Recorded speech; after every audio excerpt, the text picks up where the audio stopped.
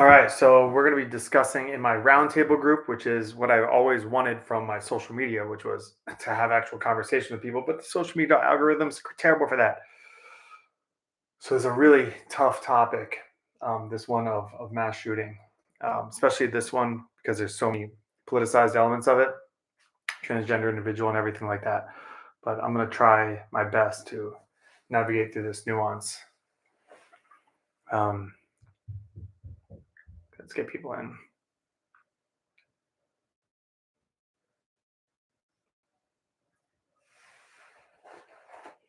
All right, what's going on? Hey.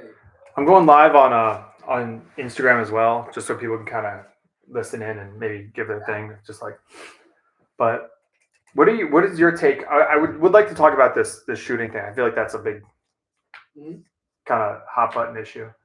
Um, like how much of this is a gun issue, how much of it is a mental health issue, because it's clearly both.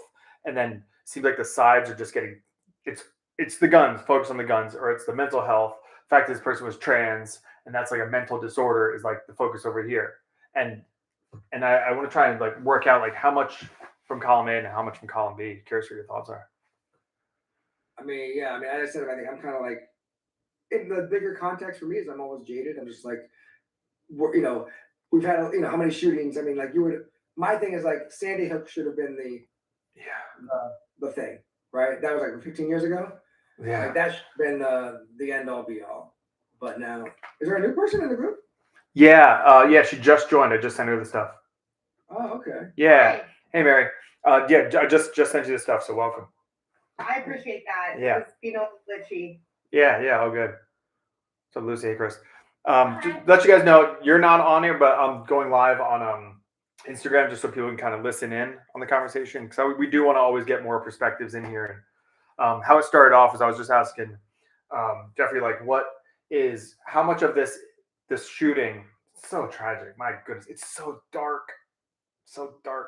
Like, how much of it is a mental health thing? How much of it is a gun thing? Because it's clearly both, and each side's kind of just relegated to their way of kind of viewing it. So I was just, we just go around and just like get their thoughts. But yeah, you were saying, Jeffrey, about Sandy Hook. I'm sorry. I was just saying, like, I mean, these conversations, they come up every shooting, or a lot. It's actually not every shooting. It's more like every like fourth or fifth shooting is like somehow more sexy, or not sexy, but more sticky. And so we have the conversation, but I'm kind of like, I guess not numb to it, but more like, what's going to happen? Thoughts and prayers, mental health, gun control, and I don't see anything happening unless I don't know if Trump's going to do something different or radical this time around, but like. And I was telling just like Sandy Hook should have been like the final one, right? That would have been that was the most horrible one I think of all. Do you know what's an interesting thing is after the Vegas shooting, it was Trump that banned bump stocks, which is interesting because like did that hold? I believe so. I don't know. I believe so. Reversed. It was reversed. I don't know. I don't know. I think so. But I just think of the rhetoric. I think I guess there's the other rhetoric too of like some Daily Wire reporter today asked the press secretary, is the FBI going to make trans a domestic terror threat now? Yeah. So it's like everything's getting weaponized now, right? Yeah, that's not where it should be going right now. Yeah. Exactly. Yeah. I think that's a danger of mental health in general. People say like, people have to pass mental health checks in order to be able to buy a gun. I was like, well, what if you're 20 years old, you're going through a breakup, you're in a really dark place, and you need to go to a facility to just get your head right. And then now you have this scarlet letter. And then you move to a bad neighborhood and you're like, oh, I better get a gun to protect myself. Sorry, you can't. That just adds to the stigma, this idea that mentally unwell people or people who have that even in their past are a danger to society. I've shared before. I got denied health insurance before Obamacare because I saw a therapist. Because I had depression. And so they denied me full on for, I don't know if it was Aetna or Blue Cross or whatever, but like, I couldn't get insurance. So I was like, that's why when Obamacare came around, I'm like, finally, at least that one loophole is closed. Yeah, and the guy who shot up Vegas, he did like a lot of these people. They don't have any history of it. That doesn't mean that it's like potential energy versus kinetic energy. History of mental health issues, like a documented history. That's provided somebody saw somebody, but like more majority of people have mental health issues don't have a record. There's no paper trail. Yeah, and 100% of the people that would commit a school shooting would be mentally unwell. Yeah, or any mass shooting. Yeah. I mean, and every direction that we go in, there's going to be trade-offs. So if we go in the direction where you get denied because of mental health, the trade-off is some people will get denied who shouldn't be. But I would be for making it a lot harder to get guns. Or Making waiting it a period. long process. Yeah.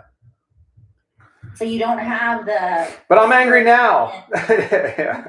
But like getting a driver's license to get a car. How long does it take to get a license to drive a Training, car? you have to practice. Like 6 months of driver's ed, an actual test of the vehicle, Well, like an actual test of the gun. What I don't understand the logic why we can't have that. And you have the right to do that. Just you're gonna have a couple of steps before you get that. and maybe that would prevent some. It didn't. This person seemed planned. Did you see that video? That like manifesto video? It's Yeah. so dark. My goodness! Like they were playing this. Off with that manifesto video was like the mumbling, the almost like satanic, demonic. I don't know if anybody else heard that. Yeah. It was scary. Like the Joker. Yeah, The Heath like Ledger evil. Mm-hmm. True. Yeah. I mean, I know. I like shy away from some of that stuff because I'm like a Jesus person, but like I don't know how else to categorize it other than some sort of like demonic thing. Like 666 written on your stuff. You have Jesus as the bullseye on your target. Like, isn't that kind of by definition like an antichrist type of thing? And then how social media ran with this, like that plays into that a bit. Leading the crowd away from good towards Yeah, I mean that's evil, but this idea that prayers don't matter. I mean that's not, just like I'm not going to steer this whole thing down to like a Christian path, but like the whole idea is that John Lennox, who's a math professor at Oxford, Christian guy, he said, it's not like why do bad things happen or why does God allow suffering? It's what do you have as your tools to get through suffering? Like what do you do? Because children are going to die regardless. So whether or not you're a believer, so like what do you have to get through something really hard? And a lot of people, it's that like no atheist in a foxhole thing. Like a lot of people who go through horrible tragedies, it is faith. Even if you call it a delusion, it's a faith that gets them through that. I think there's both. I think there's like the thoughts and prayers. I think the people that are on the thoughts and prayers are kind of cliche now. It's like that phrase that comes to mind that I love is like the best apology is a changed behavior, not a promise to do better next time. That's the definition of repentance too. Yeah, it's change direction. As a society, us changing something. Because if nothing changes, if there's no policy or law or anything that changes tomorrow or next week in reaction to this, then we're just. Mm-hmm. What policy could have stopped this? Like closer scrutiny of. Well, I guess the other question is like, is this kind of like just. How old was he? 23. What's a Like complex? gun age 25. Don't you dare. Well, I feel like every shooting is going to be multifactorial, very complex, different Yeah, reasoning. right. So like maybe it's bullying. The root of this was that kid got bullied all through high school, and Yeah. this is what led to this. So like every shooting is going to be different. Yeah, that seems like a common thread. If the kid was, if it was a black, there's not really any. Are there any black mass shooters or many? But like, if it The was like, DC whatever, shooter back in the day. If what? Remember that DC shooter back in the day who was like shooting out of the trunk of a car? Oh yeah, the I was in DC. That was in DC. That was wild. Yeah. Yeah, the dad, the uncle or the dad and his son. Mm-hmm. That was weird. But anyway. Like, yeah, the bullying. Yeah. So like, if bullying is the cause, then we're gonna see the people that are bullied, whatever, whether it's race or body size or gender or. Yeah. Are There there? was an attorney who talked about he worked with people on death row, and he saw a pattern. Every single person on death row suffered really bad traumatic childhoods. Oh yeah. Like what led Yeah. to these people Yeah. that were psychopath who did these mass murders? Well, there was something there Yeah. when they were children. Right. And what causes them? It's like kids who are abused, kids who are from alcoholic families. They tend to go one of two directions. It's like hard no on alcohol or hard in the. It's they're usually not like wishy washy. So if a kid is horribly abused, they could go into like just continuing that cycle of abuse, or they are the cycle breaker and say, I'm not going to do that because I know how it feels. That's more interesting to me, is like, what is the catalyst to get the person to go, I'm not following this way, as opposed to I'm following this way. I think That's it's also like, you know, the person that has those adverse or horrible child, they want control. And it's either going to be a creative control, I'm going to build something positive, or it's a destructive control, right? Either way, they feel in control of like, hey, I'm doing something. I'm killing these people, or something else. Yeah. I was there in your fun. understanding, Go ahead, Megan. from my understanding, this particular kid had really supportive parents. He had a really supportive family as to like the identity part of it. I mean, they took him to get his name changed and his gender marker changed, like when he was 16 or 17 maybe. So it sounds like he had a good relationship with his parents, but not a very good relationship with society in general about accepting his transness or whatever. Yeah, well, then it said something in like the manifesto, like I should have never done this, or I don't want to be, like they were like on the pathway to detransition. Really, I didn't see that. Did you Yeah. send that video to the chat? I think so. I'll find it and put it in there. It was like an 11-minute. Yeah. I couldn't get it to load, but I would like to see it.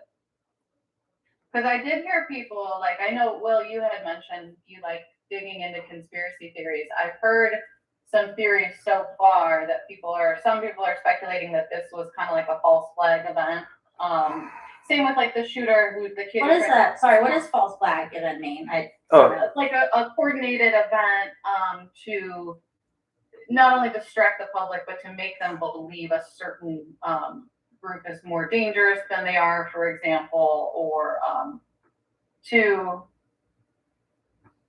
Just to like spark some sort of like change, authoritarian change. Like the idea is that kind of usher in policy. Yeah. Like some people speculated like 9/11 was a. well, that's how Alex Jones got in trouble for saying Sandy Hook was a false flag. Yeah. And Sandy Hook, yeah. Okay. What would this be? Yeah, I mean, I think I joked in the group, like everyone, it seems like there's people that think it's false flag. There's Right. a section of people, and is there 1 out of every 10 that is? I don't know.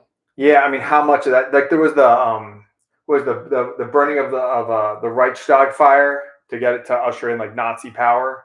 Like their capital burned down, and then it like ushered in a lot of power for the Nazis because they blamed it on the communists. And like there were a lot of people that said that So are we saying with that, like one side is kind of purposely orchestrating some of that as to yeah, I don't think it worked. anti-trans community? I'm Yeah. sorry. No, that could, or did they just capitalize on it? Or it's like they didn't do this, but it's like, well, I'm going to run with this now. Like I don't think they maybe orchestrated it, but it's an opportunity to go, okay, well, here we go. It's like we didn't create COVID, but we're going to use it as an opportunity to run to say, like, the pharmaceutical industry is bad. What's that first? Yeah.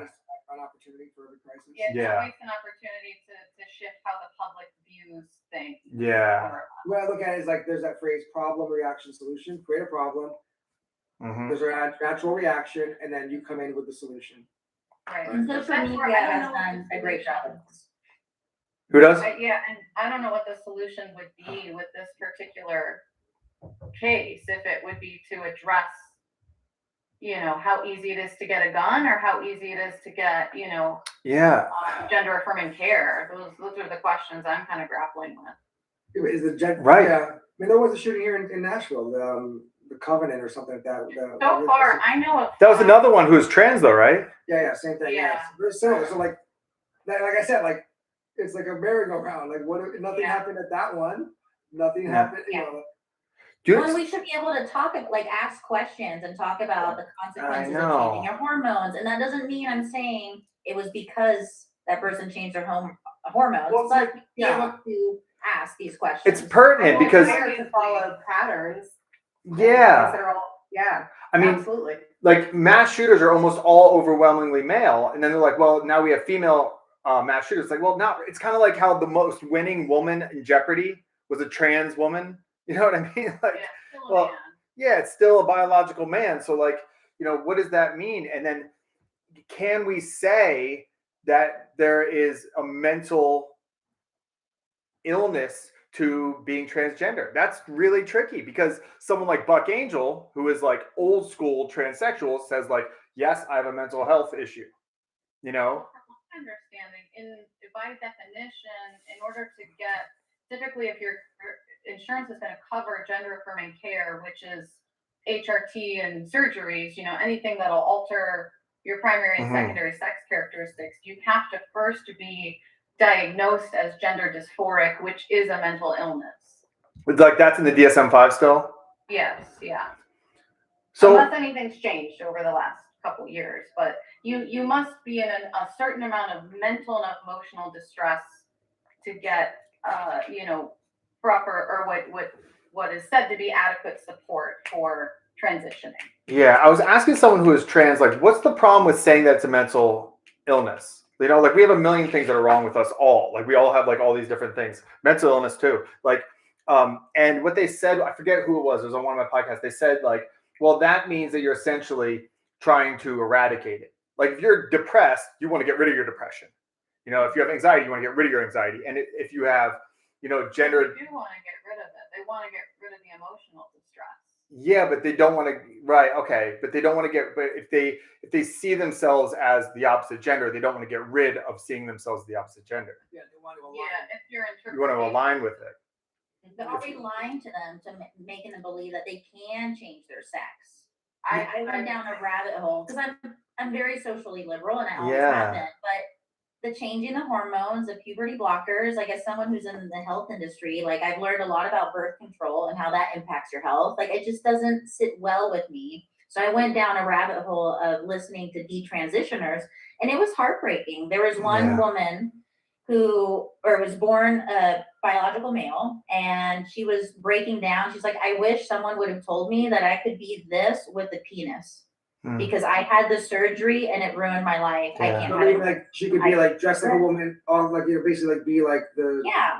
That allow yourself to express yourself however you want, and you don't have to do these like. That's the thing I think gets conflated, which I think is like there's the who you're attracted to, it's same gender, opposite gender. There's how you want to present yourself to the world, right? Dress as, makeup, all that stuff, or mind your breasts or whatever. And then there's what's the other third one?